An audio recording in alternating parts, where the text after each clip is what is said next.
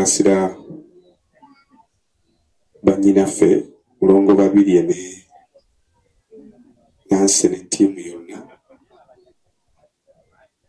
Mukama Katonda yamanyi enteekateeka ze, kino kyo twakimulekedde kuba tewali akirinako magezi. Twongera okubasaasira era tusaba Mukama abagumye okwagala kwe bwe kutyo bukwatambudde.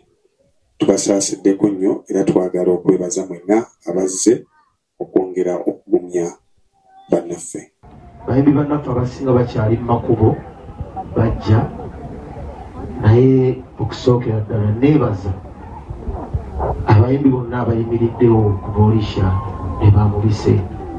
Kazibwe Kapo twabadde naye Mulumbe, Mutundwe, Mukolonadi Mayinja yabaddeko wano, David Lutalo yasuze wano, Haji Haruna Mbiru yayimiridde naffe, naye era bonna n'abadde Mutumbe bali makubo bakola ki? Bajja. Kyekyo lwaki sijja kwogera tuli bang'aeri bajja nalyo mpozi ng'amaze lituusa wano. Twebaza abatuuze mwenna abalabira Olympiya nga buto wano. Twebaza n'abo bayiseemu abamutuusizza watuuse. Twebaza mutabani waffe oba yanjira walemya mu mwaka gumu mabega okufuna ekikango kino kinene bwe kiti. Ekitalo nnyo tugenda ogera bataata nti mwamu tuwanga mulamu n'asanyusa ensi Bolisha akomyewo nga takisobola kwogera. Sebafaana bano be baana abazaalibwa mu maka gano era ne beeyunga ku kika kyaffe eky'Emmamba. Ngenda kwogera ku lwa muganda wange Mutasimo bawo mugenzi ali mu kadde akazibu ffenna ke tulaba. Ku lwokutaano yali asuze wange era ku olwo olwokutaano saakeera nave wakazaali ssaawa 3 ne Naalongo Nansi Mukasa ku ssaawa 9 ez'olweggulo tuba tuli mu meeting. Wabula nno obuvumu bwasooka ne butuula olw'okuba nti omwana yali amaze okufa nga buli omu ali mu maziga. Ne tugamba kati katusabe omukulu atimirire. Kyatwala essaawa eziwerera ddala 4 ng'eddwaliro likyalwana okulaba nti obulamu bw'omukulu butereera. Naye okuzaala nga bwe kuba Omukama amuwummuza emirembe. Amaziga ge tukaaba mu biwanga kati mangi naago ge mulabako, kubanga kiyinza otuzibuwalira okuzzaawo Olivia. Aipatra ataggwaawo.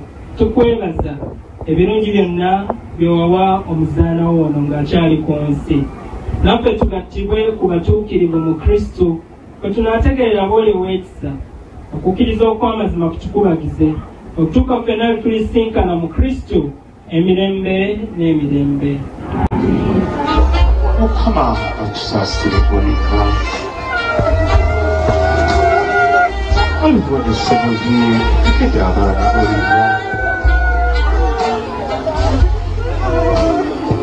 Mukama akusonyiye ebyakusomako olifa.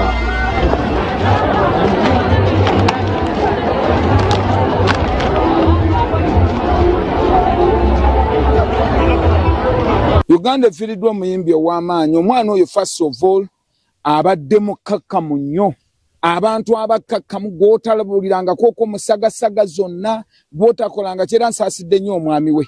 So tusaba Mukama Katonda byonna abeerewo era abagumye. Waliwo ekintu ekijja ng'oli n'ojjanjabako ono naye okugamba nti omuntu afiiridde musanya avudde azaala kwegamba buli kimu kyonna. Naye katukkirize Mukama Katonda kyonna.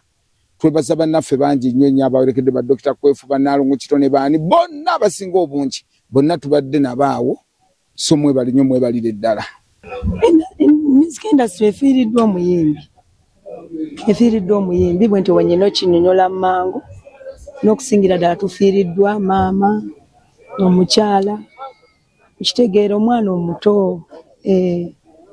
era nze nsaba mukama agumye abantu be bambi tulina kusaba mukama katonda kuba teyabuliddwa bujjanjabi waliwo ebintu bye tutalinaako magezi naye abakyala kyenyongera obbakutira nti